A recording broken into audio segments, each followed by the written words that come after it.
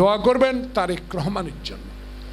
এমন একটি নির্বাচনের মধ্য দিয়ে গণতন্ত্রকে ফেরত এনে বাংলাদেশে যেই উদাহরণ সৃষ্টি করেছে তারেক রহমান, তার জন্য সবাই দোয়া করা উচিত। কারণ উনি বিরোধী দল বলেন, সরকারি দল বলেন, তার বক্তব্য স্পষ্ট, আমি বাংলাদেশে জনগণের ভোটে নির্বাচিত প্রধানমন্ত্রী, ক্ষমতা নয়, আমি সরকারের সকল বিষয়ে জনগণের সেবা যেখানে নিশ্চিত করতে হবে সেখানেই তারেক রহমান। তাই উনি বলে সবার আগে বাংলাদেশ।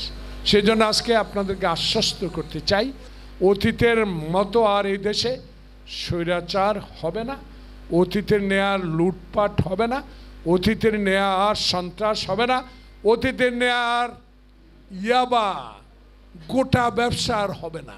ইতিমধ্যেই বৃষ্টি উপেক্ষা করে কষ্ট করে আপনারা একটা সামাজিক অনুষ্ঠান, এটা যেটার কার্যক্রম শুরু হয়েছে আজ থেকে 4 বছর আগে, সেই জাভ ফাউন্ডেশনের আজকের জনগণের নির্বাচিত সরকারের মাননীয় প্রধানমন্ত্রীর নির্বাচনী ইশতেহারে বাংলাদেশকে দূষণের হাত থেকে মুক্ত করার জন্য বৃক্ষরোপণ নির্বাচনী ইশতেহারে উনি বলেছেন যে 25 কোটি গাছ উনি এই সরকারের সময় রোপণ করবেন।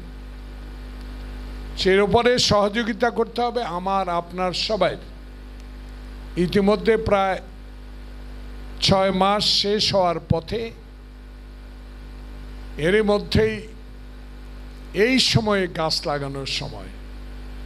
তাই বাংলাদেশে সকল পর্যায়ের মানুষ দল মত নির্বিশেষে এই কর্মসূচিকে এগিয়ে নেওয়ার জন্য সহায়তা দান করছেন। তার মধ্যে আজকে সেনবাগের এই জাভ ফাউন্ডেশন।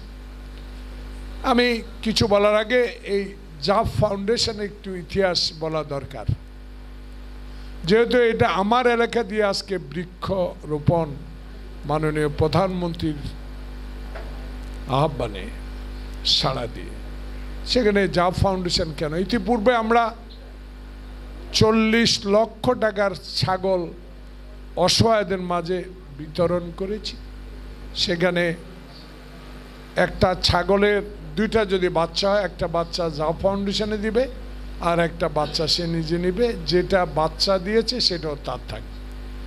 ইতিমধ্যে এই কর্মসূচি খুবই সফলতা লাভ করেছে। এখন আমরা ইতিপূর্বে স্বৈরাচার সরকারের আমলে আমরা খুবই কোনো মতেই জাভ ফাউন্ডেশনের কর্মসূচিগুলো ক্ষুদ্রভাবে পালন করেছি। বাধা বিপত্তি অনেক ছিল, তবু আমরা চেষ্টা করেছি। এবার থেকে আমরা শুরু করেছি, এই জন্য আজকের অনুষ্ঠানের পরে আমাদের শুরু হবে গরিব যারা ঘরে সেলাই করেন, অসহায় মেয়েরা, তাদেরকে সেলাইয়ের কল দেব।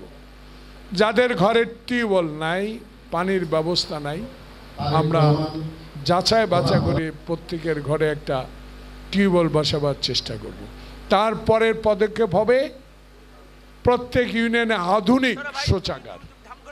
হয়তো কোনো বাজারে শৌচাগার নাই বা কোনো গরিব মানুষের যেখানে জনবহুল এলাকা, সেখানে আমরা প্রত্যেক ইউনিয়নে পৌরসভায় আমরা শৌচাগার নির্মাণের ব্যবস্থা করব। প্রশ্ন উঠতে পারে ফাইন্যান্স কোত্থেকে আসবে, অর্থ কোত্থেকে আসবে? এখানে কোনো কিন্তু চাঁদাবাজি নাই, এখানে কারো অনুদানও নাই। আমরা আমার পরিবার থেকে, 2 মেয়ের পক্ষ থেকে, আমার স্ত্রীর পক্ষ থেকে আমরা এই জাভ ফাউন্ডেশন তৈরি করেছি। আমাদের নিজস্ব পরিবার থেকেই আমরা যতটুকু পারি কারোর থেকে অর্থ সহায়তা না নিয়ে আমরা এই কর্মসূচিগুলো সীমিতভাবে যতটুকু পারি আমরা পালন করতে চেষ্টা করি। একটু আগে আমাদের মামুন সাহেব বলেছে আমার স্ত্রীর নামে মাদ্রাসা, আমার স্ত্রী কিছু সম্পদ আছে, আমারও সামান্যতম কিছু আছে, আমার মেয়েরা ইনশাল্লাহ খুবই প্রতিষ্ঠিত, দুজনে বিবাহিত, তাদেরও কিছু সহযোগিতা তারা করবে। এই জন্য যারা জাপ ফাউন্ডেশনের দায়িত্বে আছেন, ইয়াং সব